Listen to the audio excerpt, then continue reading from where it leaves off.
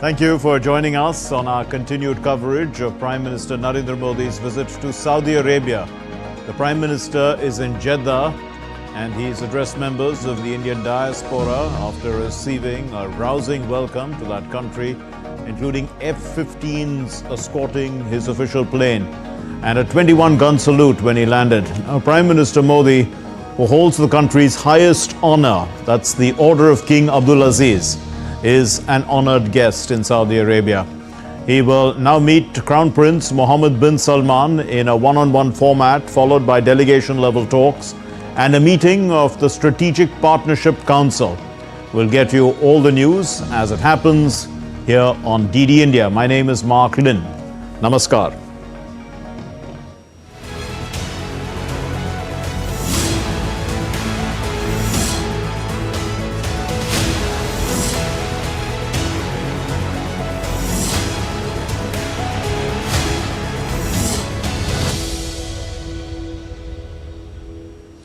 Prime Minister Narendra Modi is visiting Saudi Arabia at the invitation of the Crown Prince and the Prime Minister Prince Mohammed bin Salman. Upon his arrival in Jeddah, Prime Minister Modi was welcomed with a ceremonial 21-gun salute on his arrival. The Prime Minister was warmly received by the Deputy Governor of Makkah, Prince Saud bin Mishal bin Abdulaziz Al Saud, Saudi's Commerce Minister Majid bin Abdullah Al Kasabi, and the Mayor of Jeddah, Saleh Ali Al Turki. Now, earlier, in a special gesture, the Royal Saudi Arabian fighter planes, the F-15s, they escorted Prime Minister Modi's aircraft as it entered into Saudi airspace.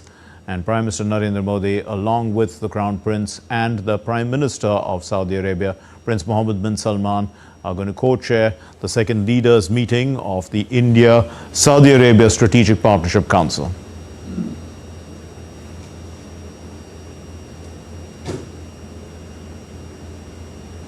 And on his arrival at the hotel, there were chants of Modi, Modi resonating the air as the Indian diaspora welcomed Prime Minister Narendra Modi. The Indian community gave a traditional and vibrant welcome to Prime Minister Modi. And the song Ae Watan resonated as the Prime Minister witnessed the performances of the diaspora. Well, India and Saudi Arabia enjoy close, friendly relations reflecting the centuries-old economic and cultural ties. Diplomatic relations between the two nations were established in 1947. The historic visit of King Abdullah to India in January of 2016. It was a watershed moment that resulted in the signing of the Delhi Declaration. It was followed later by the Riyadh Declaration in 2010, which elevated the bilateral relations to a strategic partnership.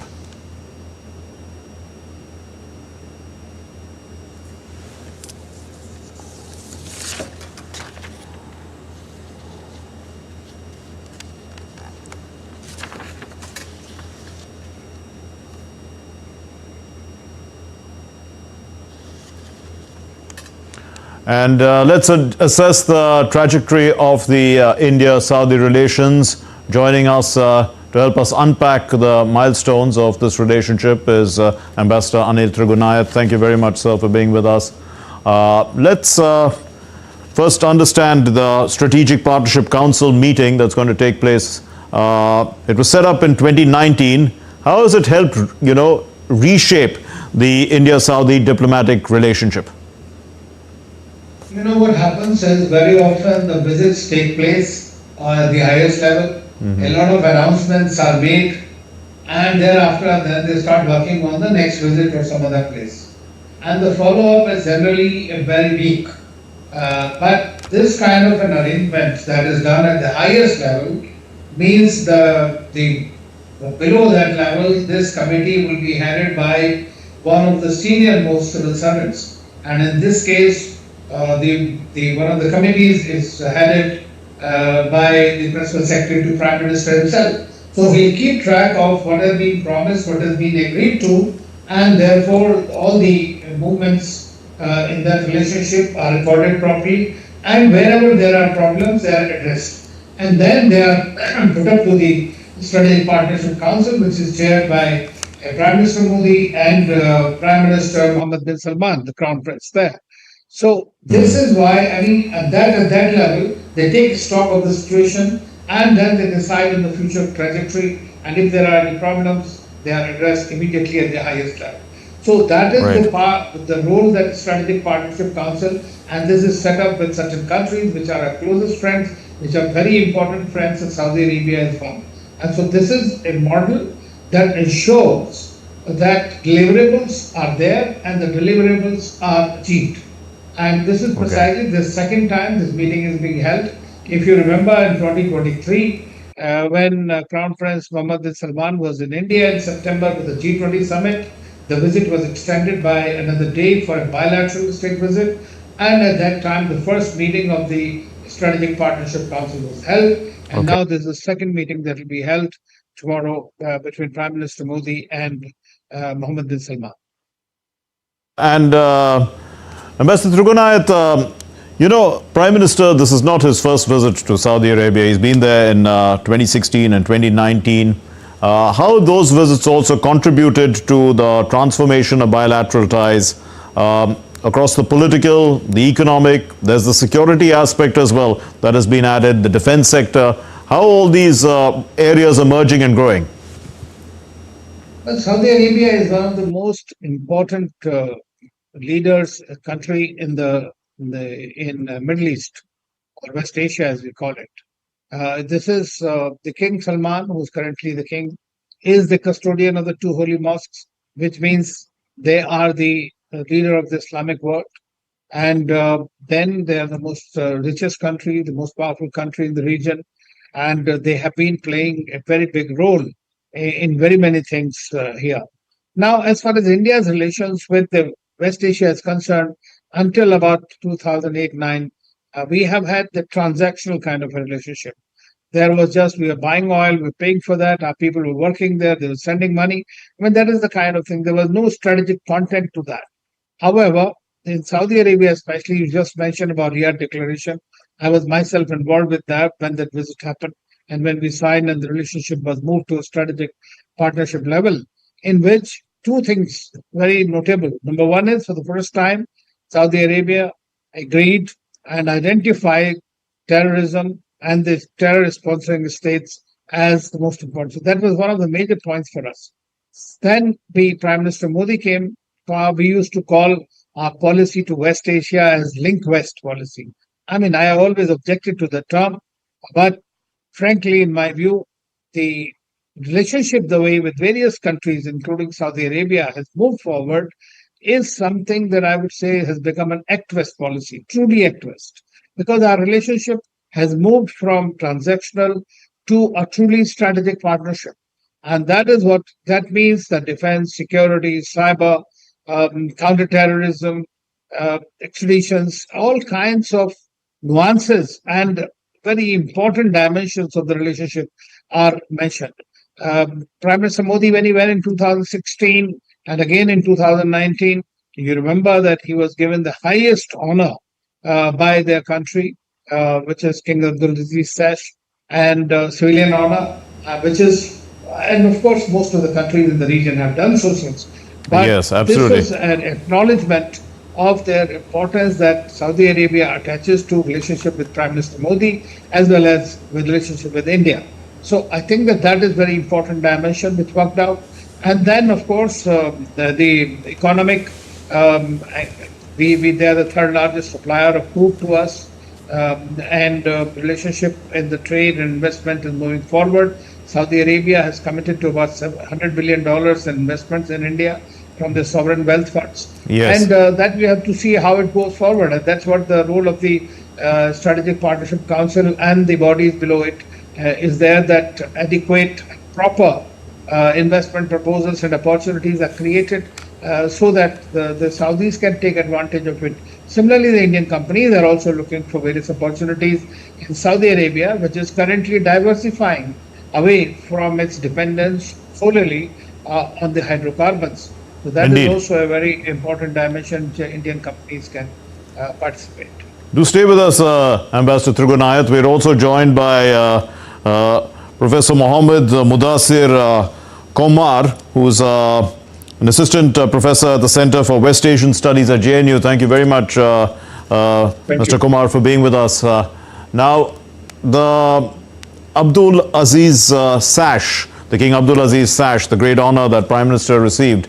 Put this into context for us. It's more than just symbolic, isn't it? It's also about where this relationship is going to go in terms of value that Saudi Arabia attaches to India and the leadership of India moving forward. I mean, what are your views? Ambassador Anil Thrugunayat has raised the subject, that's why I'm asking you. No, absolutely. If you look at India and Saudi Arabia, the partnership or the relationship between the two countries have evolved, have strengthened significantly in the last, decade or so. And the recognition that the Prime Minister has received in terms of the Abdulaziz Shahs underlines the kind of importance Saudi Arabia attaches to India as one of the rising powers, not only in Asia, but in the world. And it also underlines the economic significance of India for Saudi Arabia, whether it comes to the energy security point of view or in terms of investments, both investments inside Saudi Arabia, all the mega projects which Saudi Arabia is currently, which are currently underway, as well as in terms of, Saudi investments in India, the opportunities for investments in a market which is very vast, which is very dynamic, which is growing, right, and which is continuing to, be one of the leading economies in the world. So it underlines that Saudi Arabia recognizes India as a major partner in the world, like no other in Asia. Indeed, Dr. Mudassir, if we look also at, during the last 11 years of Prime Minister being in charge, he's actually visited this region about 14 times. So this is a huge regional engagement with West Asia. Ambassador Thrugunayat was talking about Act West. To what extent, is this region really the focus, in a sense, of this idea of developing West Asia-India relations in terms of a strategic content? If we look at today, if we try to locate West Asia in larger Indian foreign policy, I think West Asia has emerged as one of the central, areas where Indian foreign policy has worked in terms of actions, in terms of diplomacy, in terms of political engagements, and in terms of economic and strategic engagements as well. And the way Prime Minister Modi has prioritized West Asia, the Gulf region especially, underlines that in Indian foreign policy, from a strategic point of view, this region holds a lot of significance. And there are very important reasons for it. For one, it is a very important region for India's energy security, whether you look at oil or gas imports, or even in terms of the developments that are currently undergoing in terms of debates on renewable energy or in terms of energy transition. And besides that, when it comes to, for example, maritime security, especially India's international trade with Africa, with Europe, with the Mediterranean, bulk of India's trade to these regions passes through the Western Indian Ocean, especially the northern part of the Western Indian Ocean, and then Red Sea and Bab al-Mandab and the Suez Canal, which means that this region has emerged as a very pivotal region, right, in terms of India's maritime trade and India's external trade, foreign trade. Besides that, if you look at additional points, when it comes to issues such as terrorism, which is a very, very important challenge that the world has faced over the last decade, or more than that actually, when it comes to India, it has faced such problems for a longer time. And when it comes to counter-terrorism also, this region plays a very important role in India's counter-terrorism, both in terms of its India's actions and also in terms of creating that kind of narrative at the global platform that terrorism is a problem that needs to be, Okay. that cannot be, one cannot be selective about it in dealing with terrorism. Fine. There are many other issues. For example, if you look at in terms of expatriates, Saudi Arabia itself has somewhere around 2.5 million Indians currently working and living there.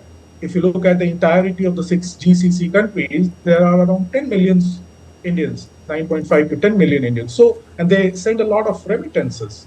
If you look at, for example, investments, this region, especially countries like Saudi Arabia and the United Arab Emirates, are the leading, sources of inflow of investments, foreign investments in India. So, Right. if on a larger number of issues, several issues, this region has emerged as a central region as far as India's foreign policy is concerned, especially under Prime Minister Modi. So do stay with us, Dr. Mudassir and Ambassador Thurganayat. We're going to focus a little bit on the investment side. The Indian investment in Saudi Arabia, it has increased significantly in recent years. And these investments, they span diverse sectors, which include management and consultancy services, construction projects, telecommunications, information technology, financial services, software development, and pharmaceuticals. So, wide areas of investment.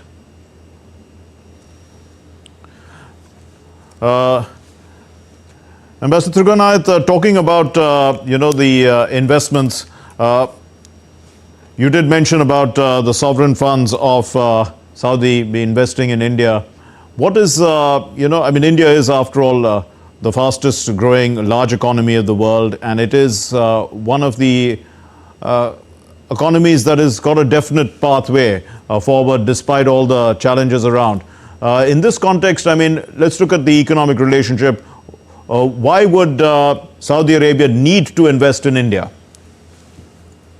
Well, Saudi Arabia and all the Gulf countries which have these petrodollars have been looking for better opportunities, especially the stable where reward and return is much higher. And this is not from now, they've been trying to do so. But the environment for investments in India was not sufficiently amenable to that investment. For example, I remember when we used to talk about that, they would say, we want to invest in your stock markets or we want to invest in your real estate sector. Those were not open for the foreign companies in the foreign countries at the time. Or even if they were in certain areas, there were a lot of restrictions. But now in the last decade or so, we have seen the large number of these irritants and blocks, bottlenecks have been removed. And therefore, these countries are looking to invest in India. It is also they are diversifying their risks away from countries like they were initially, if you remember, that the largest amount of money that these countries have invested was in the United States, and in order for oil for security kind of a thing. Now, this is something, now it's changed completely. Now they are diversifying their risk. They are going towards the countries through their own Act East policy, which means India, China, Japan, South Korea. And that's where they are looking at these opportunities that are beneficial. And as you rightly mentioned, India is a growing market. This is the third largest and one of the fastest growing major economies and likely to become the third largest very soon. And purchasing power wise, it's already third largest. Yes. So there, of course, they want to be part of this kind of an economic boom, so to say, which is taking place. And as you rightly mentioned, that despite a very, very difficult environment, we are the only beacon of hope in the region. And that's where the Saudis and others in the region are looking to invest in India. Of course, it's not easy because foreign investment also comes with its own dynamic, and therefore they require reforms that are needed very much. And we also continue to do the reforms, and therefore we intend to attract more. And I think that the investment will eventually flow in much higher once some of the key reforms that Prime Minister Modi is thinking of are also applied out. Dr. Mudassir, the central pillar, in fact, has been energy security for a long period of time. To what extent, is this changing? After all, renewable energy is now the focus. And how has the relationship change? I mean, if is energy security still the central pillar in a sense, is what I'm asking. Energy security remains at the center of relations between India and Saudi Arabia, but the nature has changed, obviously, in the sense that in many ways. In one way, for example, so India has diversified the sources of its energy imports, in the sense that on the Gulf region, there was a time when nearly 70% of India's oil imports used to come from Gulf. Today, it is around 50%. But that means it is still half of India's oil imports. And then if you look at, in terms of the debate on energy transition, renewables have come up as a major issue, major area. And there also India and Saudi Arabia, and then also the other regional countries like UAE and the other GCC countries, they are also trying to transform their economic outlook in terms of their reliance on energy as a source of revenues. For example, they are investing in green hydrogen, they are investing in other sources of energy so that they can elongate, the oil and gas exports, and also create a situation where countries like India will continue to have energy partnership with them, especially including in the renewable areas such as green hydrogen and so on. So if one looks at energy from the point of view of energy security, Saudi Arabia remains a major partner of India as far as energy security is concerned. But when it comes to the bilateral relations, while energy remains at the center, a lot of new areas have emerged. For example, the defense and security relations, for example, investments, and especially, for example, the kind of developmental projects that Saudi Arabia has initiated, and then the ambitious developmental programs that India has, long-term programs, and all those strategic issues have kind of gradually started to take center stage. So I would say that energy, while it remains at the center of bilateral relations, there are other issues also that have become more central in the overall bilateral relations. Let's move on to the India, Middle East, Europe Economic Corridor, the IMEC project, and it's going to attract significant attention of both the leaders. The India, Middle East, Europe Economic Corridor, it underscores, in fact, the growing economic and strategic convergence between India and the Middle East, so which we call West Asia. It is seen as an opportunity, in fact, for Indian and Saudi businesses to collaborate and benefit. And for India and West Asia, the IMEC, it signifies a deepening relationship with the convergence of West Asia, South Asia, Middle East and South Asia into the whole idea of West Asia. So for both sides, in fact, it can be instrumental in stimulating economic growth, creating jobs, reducing greenhouse gas emissions. And for Saudi Arabia and the UAE, it in fact, it represents a diversification of partnerships beyond their roles as energy producers. India's trade ties with Saudi Arabia and the UAE are also already substantial, and this corridor could further strengthen their economic integration. And if the IMEC corridor materializes soon, it will in fact give a huge boost to the Kingdom of Saudi Arabia and other entrepreneurship-driven ventures, as well as the Neom City project, which will provide an alternative route to the troublesome Houthi-influenced Red Sea-Suez corridor.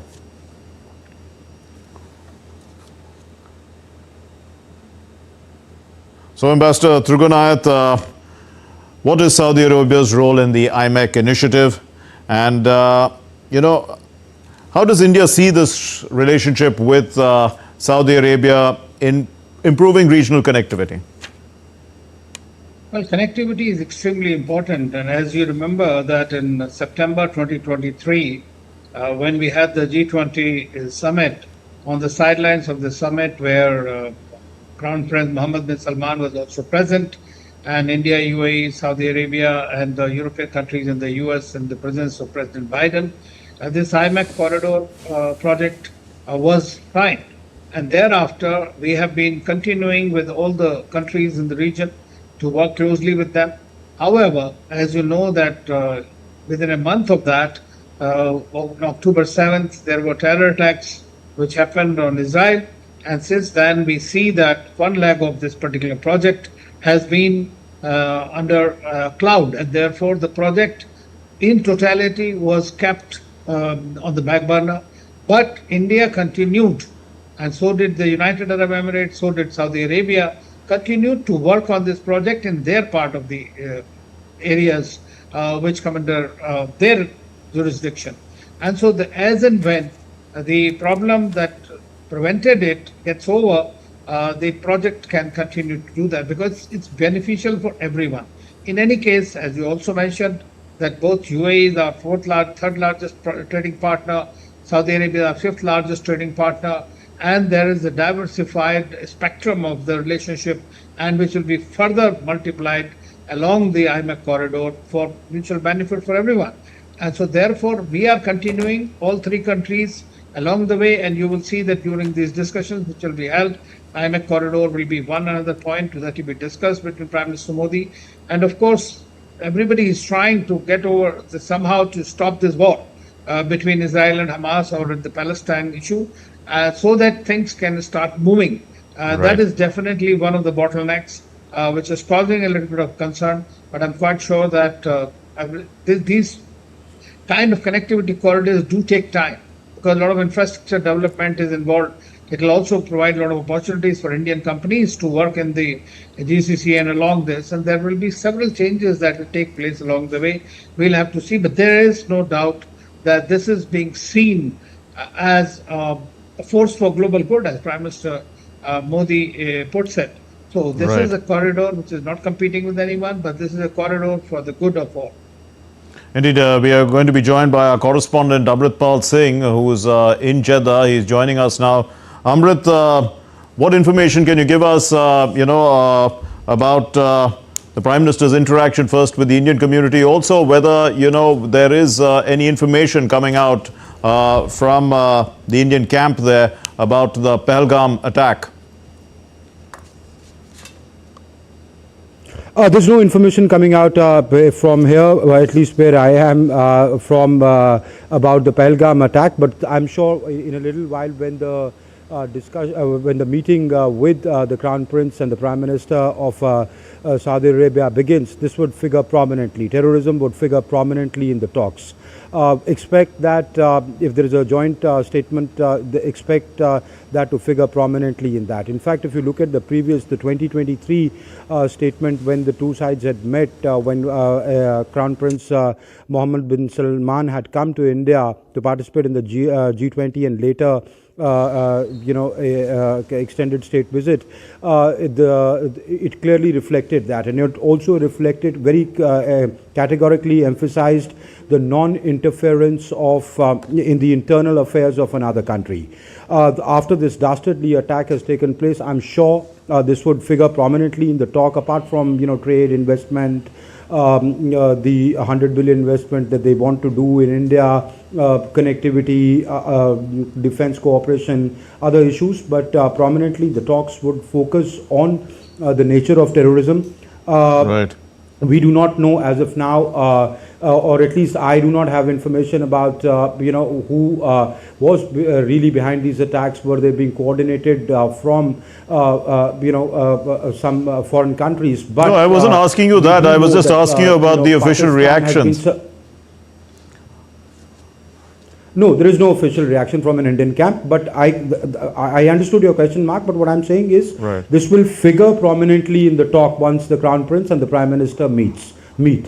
Indeed. Also, so the format, Amrit, is first there would be a one-on-one, and then a delegation level talks, and then there's going to be the strategic council, partnership council meeting. Is that, have I got the sequence correct? That's right. He leaves for the palace in a little while from now. Then he arrives at the palace. He's given a ceremonial guard of honor. They go in, the Crown Prince and the Prime Minister, Prime Minister Modi and Crown Prince MBS go in for a one-on-one meeting. Then they both co-chair the second meeting of the joint of the Strategic Partnership Council. Yes, Mark. Indeed. And apart from the idea of terrorism that you talked about, we've been talking about, the wider context of the relationship and how it has developed since 2019, since the last visit of the Prime Minister. What is the, the real depth that the relationship has developed in areas beyond energy security into the whole sphere of economics and defense cooperation?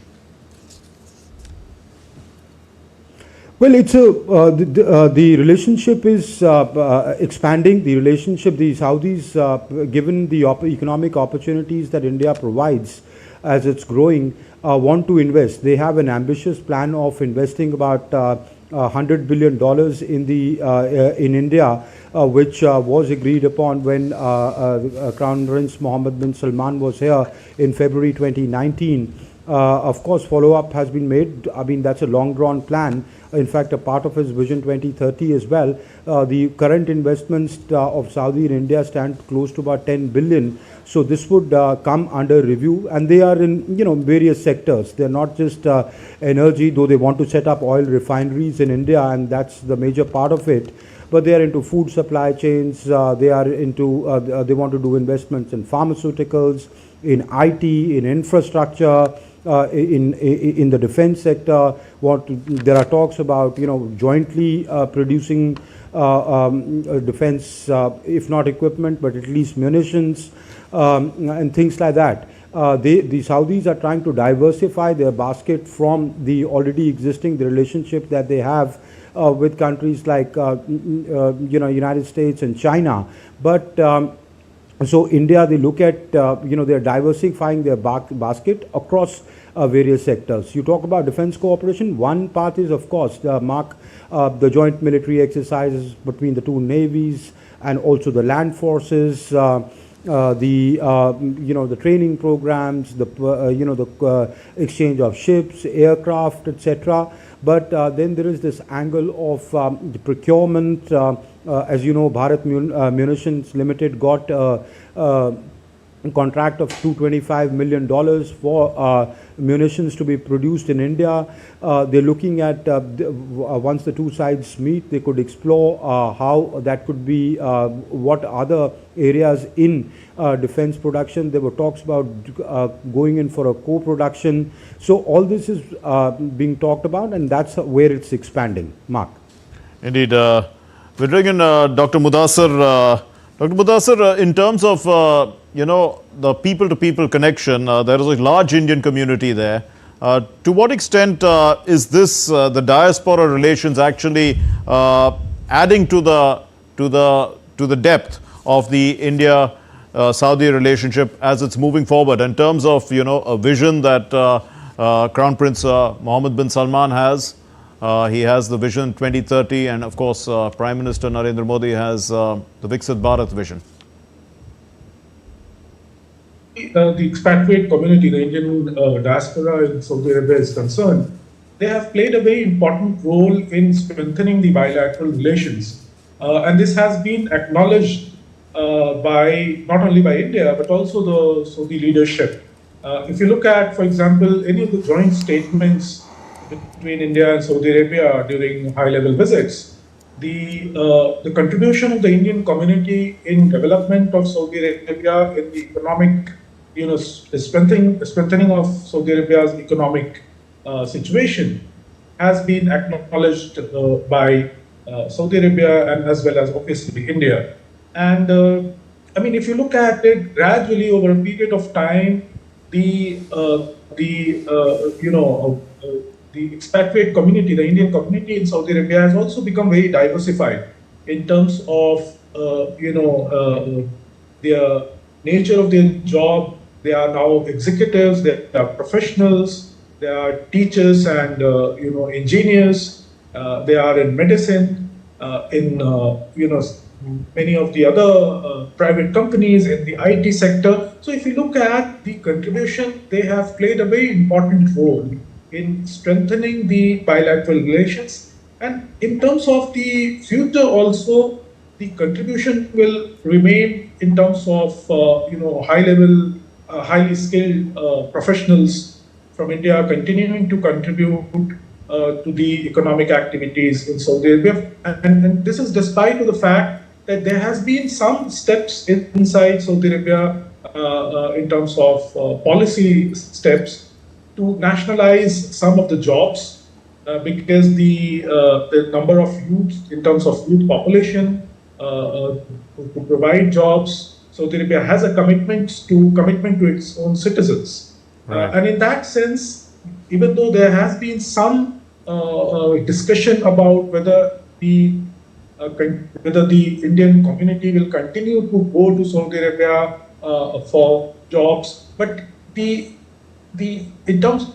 way economic diversification has happened, that means in many of the sectors, niche jobs will continue to be held by expatriates who are highly skilled. And given that India has in terms of its higher education, in terms of its professional education, Indians have, been sought after in many of the global economies for their skills, for their skills in management, for their skills in IT, and many other sectors. Which means that the way they have played the role of a bridge between Saudi Arabia and India, and also other GCC countries, that will continue, and that is why India has always prioritized the welfare and safety of the Indian community in Gulf countries and in other parts of the world.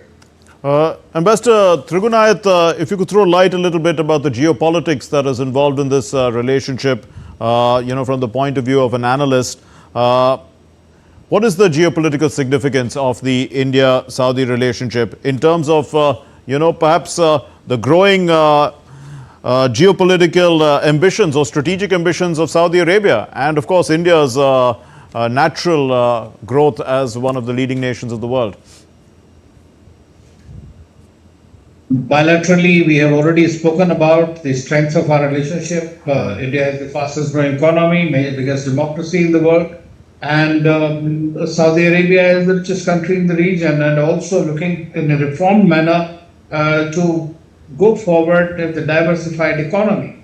That's one. Secondly, the geopolitics of, firstly, you have to look at the regional geopolitics by itself, because region is very, very volatile, and therefore the stability and security is of extreme importance to the countries of the region, especially countries like Saudi Arabia, which are rich and which are vulnerable as well at the same time, and India, which gets directly impacted by whatever happens in the region. So therefore, the region's stability and security is extremely important for us. Secondly, what we are seeing is that, like India, Saudi Arabia is also continuing to follow a policy of strategic autonomy. While they have been a bit disenchanted by the United States, especially when there were Houthi attacks on the Saudi oil fields, disrupting roughly about 50% of their production at that time, and then they realized that US was perhaps distracted, and then they changed their policy. They moved towards their markets in India, China, Japan, South Korea. So that's why it's extremely important. Today, USA is their competitor as far as the oil and gas is concerned. Right. But India is the largest market, China is their big market and all. So therefore, they have to look at India in a very different way. So it's a geoeconomic, geopolitics. But what they have done is very smart diplomacy that they have played, especially with regard to Russia-Ukraine war. We have seen that they had condemned the war, but at the same time, they did not join the sanctions against Russia. Okay. And they, in fact, became a conduit for resolving the dispute between them. They are providing it today, as you know, that the Americans, the Ukrainians, the Russians, all of them are meeting and they are facilitating their talks. So therefore, they are acquiring that heft in the geopolitical domain today. And that of course, like they are becoming part of they are part of G20, they are part of the GCC, with which we are also trying to have some kind of a free trade agreement, and GCC is located in Riyadh itself. And then we have this IMEC, we talked about this corridor, which also has a geopolitical, geoeconomic significance. So Saudi Arabia today has extremely good relations with China, has an extremely good and comprehensive strategic partnership with India. It also has good relations with the United States. So they are in a good spot, and they understand that 1 and 1 could be 11 between India and Saudi Arabia, and that's the reason. Our relationship with them has moved in a very different orbit today. Until a few years ago, our relationship with West Asia and especially with the Gulf countries was predicated on Pakistan. Today, Pakistan is no longer a factor in our relationship. So therefore, that is a very major challenge, and you have changed that you have seen during the Pulwama and the other things, Article 370, etc., where these countries said these are internal affairs. So that's a major change, and that's change for the good. Their approach towards counter-terrorism has completely changed, and that is very good for us. So those are all global issues. Then also in the climate change, I think we work together quite a lot. Indeed. Let me turn to Amritpal Singh. I hear that, Amrit, you have to go. But, you've talked a lot to the Indian community. You've interviewed entrepreneurs there. The idea that, Saudi Arabia is in a sweet spot with good relations with the US, with China, with India. How does the Indian community, 2.7 million of them, feel about living in Saudi Arabia, working in Saudi Arabia, and contributing to the economy of Saudi Arabia? Saudi Arabia, it's changing, Mark. Saudi Arabia used to be a very restrictive society, used to be a conservative society, which it still is, but it's opening up. Out of the 2.7 million strong Indian diaspora, 75%, 80% of them are blue-collared workers. They used to go there, work, send their money back home, and spend a few years. They couldn't acquire property here. They could not acquire citizenship here in most cases, and then go back home, make their money. Most of these things.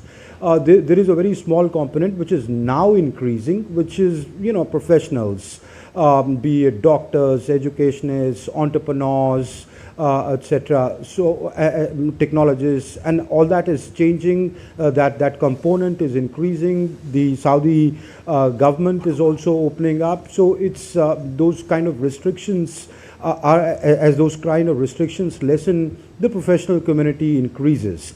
That is the change that's coming in diaspora. They contribute, of course, towards their development, towards their economy, etc. Many of them are entrepreneurs. One particular enterprise that I visited, a third generation entrepreneur was employing Saudi nationals now. So, earlier they used to work for the sheikhs themselves. Now all that is changing slowly but steadily.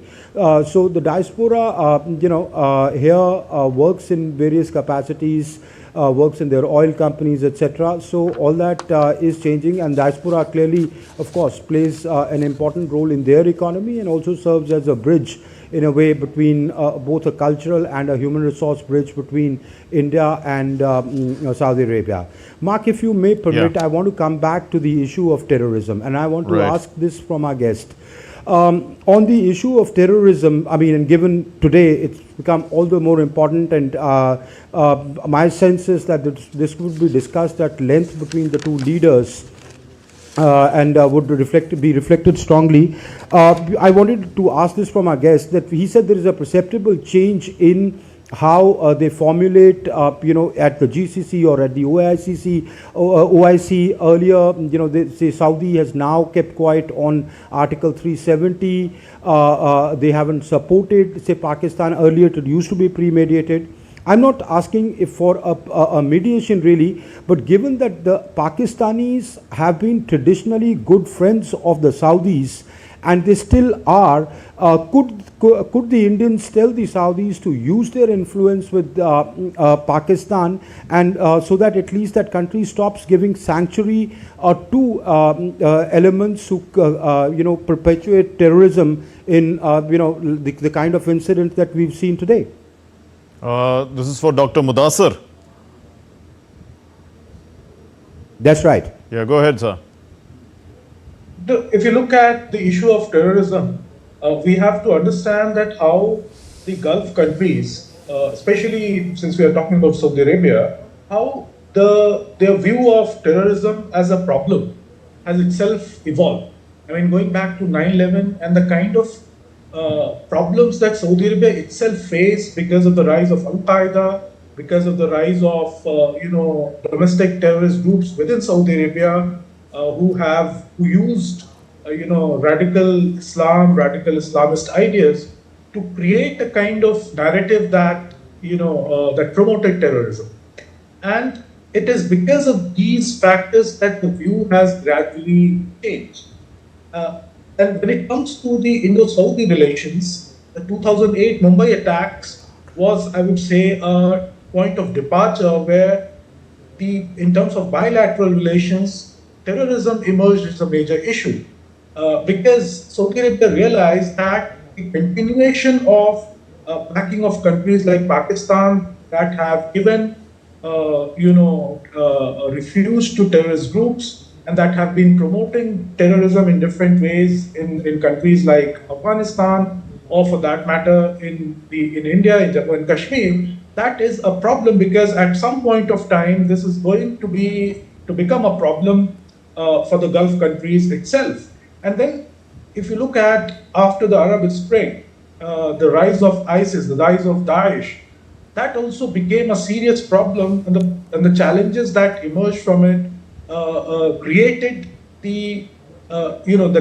that fear that terrorism is a real issue. It's if it is not tackled, if it is not resolved, if it is continued to be ignored, it will be a problem for security for the countries themselves. And then from an Indian point of view, the issue was continuously raised in terms of diplomatic dialogues, at the high-level talks, at the bilateral level, at other forums as well, which means that, and then Saudi Arabia agreed that terrorism is a problem, and this is an issue that needs to be tackled at multiple levels.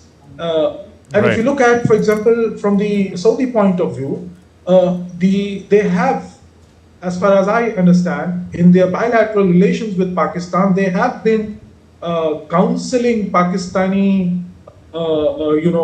leadership about the need to come out of this mentality to continue to support terrorism, to continue to support radical ideologies that have created a problem in Pakistan itself.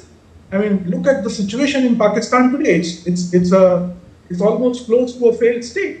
So these are the reasons why, when it comes to bilateral issues, India and Saudi Arabia have a very similar views on Right. terrorism. Whether it will actually lead to any kind of Saudi Arabia influencing Pakistan in terms of its attitude towards India, I think that would be I'm not very sure at this point if one should expect that or not.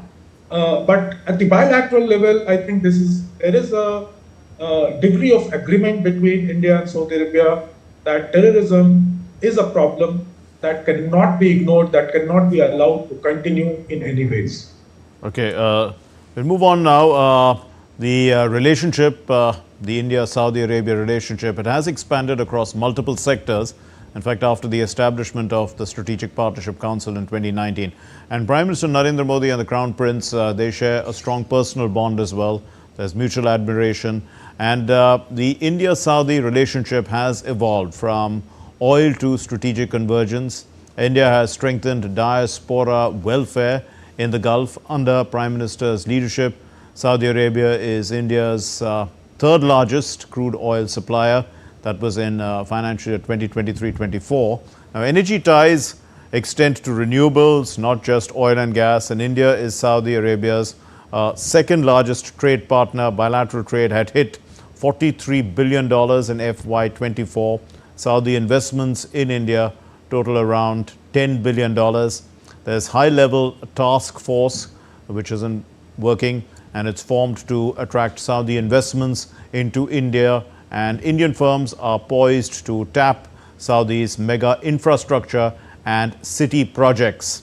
Ambassador Trigunayat, so building of cities, that's another aspect, the infrastructure abilities of Saudi Arabia and also many of the other Gulf countries. To what extent can they be utilized, in building India's infrastructure? Well, I think that it depends on what the Saudis are looking at. I mean, if they are looking to invest, they have been wanting to invest in a refinery here, about $40 billion joint refinery by UAE and Saudi Arabia. That has been several years now. It has not fructified. The reason being that we have not been able to provide the land, the required land for that. So that is something that needs to be done. There is a company from UAE, which is MR, as you may have seen it, which is in the construction business here. But I don't see that any Saudi company is here in this construction business. At least I am not aware. Maybe Dr. Mudassar might know. But in any case, what they are looking at, they are looking to finance important projects, which would mean that they would be more interested in food security projects, like they would be more interested in information technology, the cyber security, and those are the kind of things that we should look and work together. They would also be interested in developing India's strategic reserves and moving forward in the renewable energy. So we need to find our real estate sector in investments that definitely would be interested. So I think that is something that plausible projects which are doable, those are the kind of projects that we need to present to them. And then the investments can flow.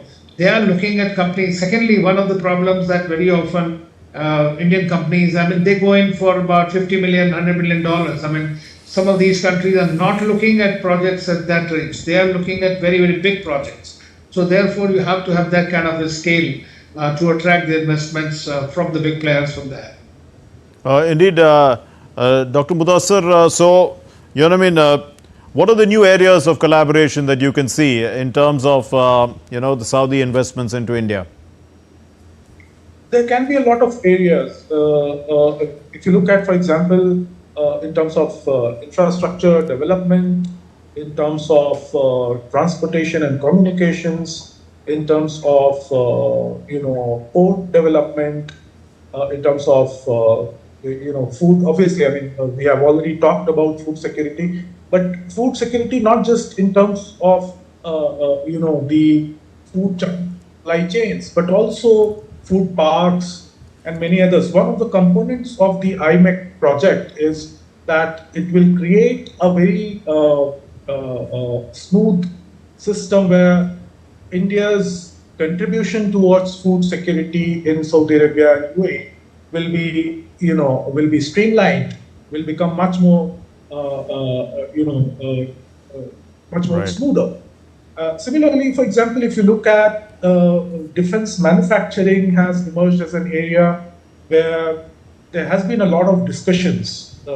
I'm not sure if there has been any agreement between India and Saudi Arabia. There has been some with the UAE, but I'm not sure about Saudi Arabia. But there have been some movements in terms of discussions on, in manufacturing, defense industry, in the defense sector ties.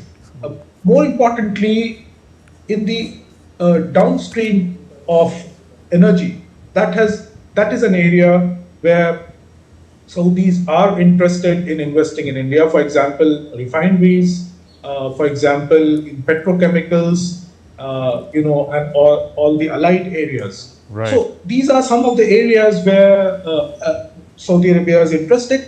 Besides that, if you look at one of the most important aspects of Saudi Arabia's economic diversification efforts has been on investing in sports, promotion of sports, hosting sports events, entertainment sector, cinema, recreational activities, and so on. So in that area, those areas also, because of India's traditionally strong economic aspect in these areas, whether it is sports, whether it is entertainment, whether it is cinema, and Right. so on. These are the areas, I think, where Saudi businessmen, Saudi industries would also be interested in investments. We'll get a final word in from you, Ambassador Trigunayat. what are your expectations from the talks between Prime Minister Narendra Modi and the Crown Prince Mohammed bin Salman? Amrit was talking about terrorism likely to feature because of the attack as well in Pahalgam. But, in terms of what we've been talking about, the IMEC and all, how much traction is all that likely to get?